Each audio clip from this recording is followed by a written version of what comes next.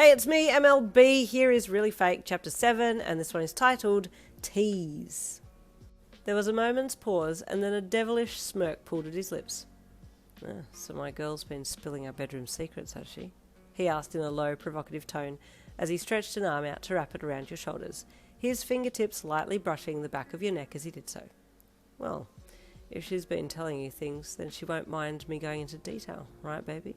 He asked, his cat-like irises burning into your soul as you sat there, skin crawling with goosebumps. You remained silent, not sure if you should say anything more at this point. You'd already said enough. Well, first of all, I like to go down on her, Kuroo said casually as he removed his arm from around you and gripped onto your jaw so he could hold your gaze. Kiss between her gorgeous thighs. Like that, you know, all the good stuff. He said as he calmly looked from you over to Lisa and Nora, still holding onto your chin so you couldn't look at them. Your heart was beating out of your chest right now. Hearing him say those things in such a relaxed manner was far more of a turn-on than he realised.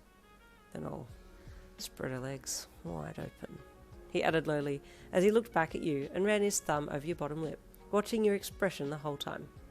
You melted, silently begging for him to continue as your mind conjured up some unholy thoughts. And if she's a good little girl, I might just run my tongue over that little sensitive area, he said in a husky voice, purposefully drawing the words out for added effect. And if she's bad?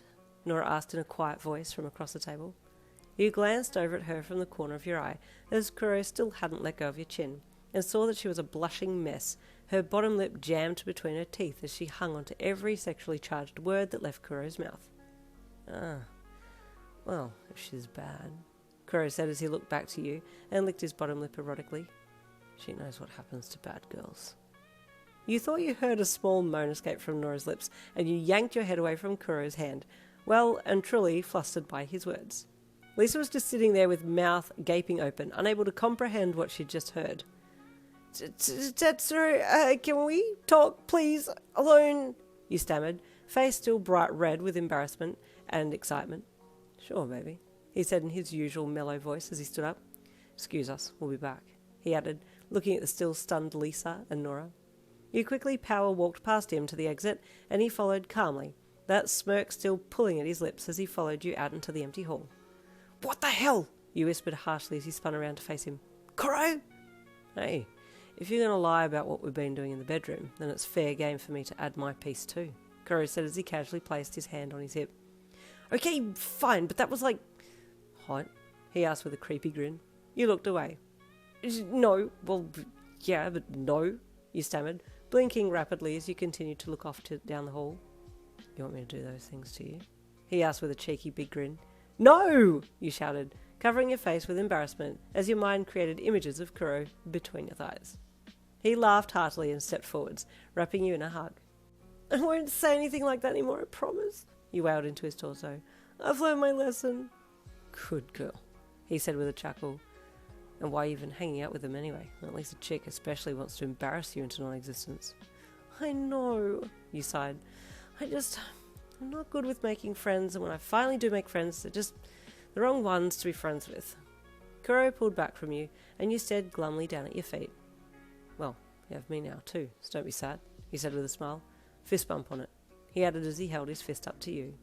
You looked up and gave him a resigned smile, bumping his fist back. Thanks, Tetsuro. Don't mention it, he said as he pushed his hands into his pockets. Hey, come back to mine this afternoon, he added casually. Yours? Yeah, my place, he said. Why? You stammered nervously, remembering what he had just said before. Because we've got to do some things in the bedroom so we can tell Lisa and Nora we've actually done stuff, he said with a straight face, and then burst out laughing. I'm joking.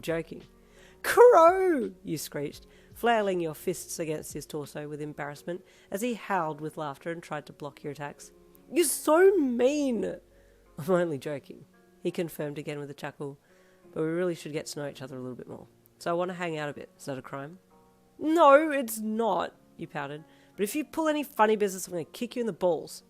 I didn't know you could kick so high, Kuroo teased. I could teabag you standing up. Ah! You screeched with embarrassment. Why are you so weird? Stop! You're like a midget compared to me, he continued, dodging your poorly placed punches. Like a chibi form. I'm not chibi, I'm fun-sized. And plus, I'm not that short, I'm this high, you replied with indignation, holding your hand up. Yeah, it's still shorter than 6'2", Kuroo replied, leaning over you with a smirk. I'm going to call you Short Stack. You're so mean, you fake pouted, trying to stop from smiling. I'm going to go now, you added as you turned and headed back into the dining area. Come to the gym after school. I'll be waiting for you, Kuroo called to you as you marched back inside. You spun around and poked your tongue out at him, and he chuckled. Oh, I'm so jealous, Nora blurted out to you as you sat back down. Your boyfriend's so friggin' hot, like, I can't even deal anymore. He's just a teasing asshole, that's what he is, he replied with a fake scowl, secretly enjoying the banter you just had with Kuroo. I had you pegged all wrong, Lisa cut in. I thought you were some lame-ass vanilla chick, but looks like I was wrong. Sorry, she said, without any trace of remorse in her voice at all. Okay, it's okay, he said to her. I'm still exactly as you've described, Lisa, you thought. Do y'all need a moment after that chapter? Good thing, because I'll see you tomorrow for the next chapter, chapter 8, coming then. I'll see you then.